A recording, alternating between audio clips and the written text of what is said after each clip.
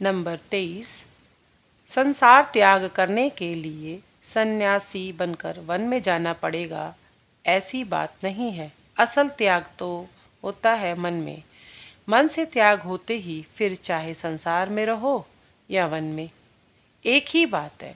मन से त्याग न होने पर वन में जाने पर भी संसार साथ साथ जाएगा और सब भोग भोगेगा, बच नहीं पाओगे। नंबर 24। यदि संसारी जीवन ही बिताना पड़े तो भगवान को लेकर अपना संसार करो। जो कुछ भी करो, देखो सुनो सोचो कि सभी भगवान है। भगवान के साथ ही क्रीड़ा, माँ ही अपनी क्रीड़ा सखी है। माँ हमें लेकर खेल रही हैं। यह समझ लेने पर संसार एक नया रूप धारण करेगा। तब देखोगे संसार में सुख भी नहीं, दुख भी नहीं, अभाव भी नहीं, अशांति भी नहीं, राग द्वेष लोभ ईर्ष्या मोह नहीं, स्वार्थ द्वंद्व, मैं मेरा नहीं, अपना पराया नहीं, छोटा बड़ा नहीं, केवल है अटूट आनंद, असीम प्रेम। उस आनंद का लेश मात्र मिलने से विषयों का आनंद तुच्छ हो जाता है। उस प्रेम का कण मात्र मिलने से सारा जगत आत्मीयतम हो जाता है। प्रति रोमकूप में अपार्थिव सुख भोग का आनंद आता है। इस खेल में भय नहीं, चिंता नहीं, बंधन नहीं, अवसाद नहीं, नित्य ही नए नए खेल। माँ न जाने कितने खेल जानती हैं, कितने रूपों में, कितने प्रकार से खेलती हैं, उनका कोई ठिकाना नहीं। सोचकर हमें आत्म विस्मृत हो जाना पड़ता है, तन्मय हो जाना पड़ता है। तब खेल बंद हो जाता है। कौन किसके साथ खेले, वह भाव, वह अवस्था मन वाणी के परे है। कैसा अद्भुत मजा है, वह जाने जो ज्ञाता है। नंबर 25। संसार के सब सुख चाहिए और भगवान भी चाहिए, ऐसा नहीं हो सकता। नंबर 26। यदि भगवान आकर कहे कि तू मुझे चाहता है या स्त्री पुत्र, नाती पोती लेकर, ऐश्वर्यशाली होकर, स्वस्थ शरीर से शताधिक वर्ष जीवित रहना चाहता है, तो देखोगे कि करोड़ लोगों में मुश्किल से एक आधे को छोड़कर शेष सब पिछली वस्तु ही चाहेंगे। नंबर 27। यदि भगवान को पाना है तो 16 आना मन प्राण समर्पित करना होगा। एक पाई कौड़ी कम होने से भी नहीं चलेगा। हम चाहते हैं कि बिना किसी खटपट के सहज ये सब बातों को बचा कर रखा, शायद हमें उन्हें मिला लें। और फिर हम यदि गुरु कृपा करके मिला दे तो फिर बात ही क्या है। ऐसा क्या कभी होता है? परमात्मा तुमसे रत्ती रत्ती का हिसाब लेगा।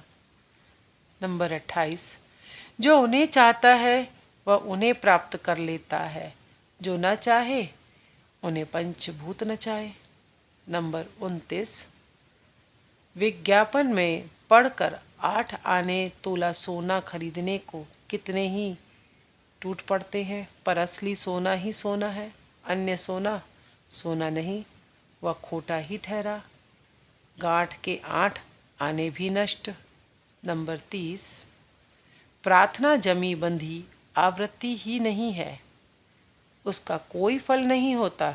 जो प्रार्थना करते हो उसके लिए अंतःकरण से ठीक ठीक अभाव बोध होना चाहिए। उस अभाव को चोट से महाकष्ट और यातना भोग का अनुभव होना चाहिए। कैसे क्या करने से वह मिलेगा, उसके लिए व्याकुल होना पड़ेगा। हजार कठिन और कष्ट साध्य होने पर भी प्राणपण से चेष्टा करनी होगी, मानो उसके पाने पर ही तुम्हारा जीवन मरण निर्भर है। तब तो प्रार्थना सफल होगी। जो चाहते हो वही पाओगे, ऐसी प्रार्थना ही भगवान सुनते हैं और पूर्ण करते हैं। नंबर 31। ज्ञान भक्ति धर्म स्वयं उपार्जित करना पड़ता है, खूब ही प्रयत्न करना पड़ता है, तभी वे अपने बनते हैं, स्थायी होते हैं और मन उनसे भरपूर बना रहता है। कोई किसी को ये सब दे नहीं सकता। साधना चाहिए, तब सिद्धि लाभ होता है। जैसी साधना वैसी सिद्धि।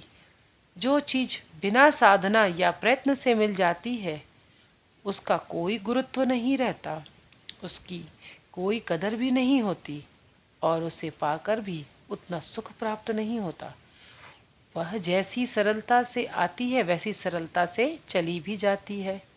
संसार के नाना घात प्रतिघात, आपत्ति विपत्ति और विभिन्न परीक्षाओं और प्रलोभनों में वह कोई काम ही नहीं आती, न मालूम कहाँ गायब हो जाती है।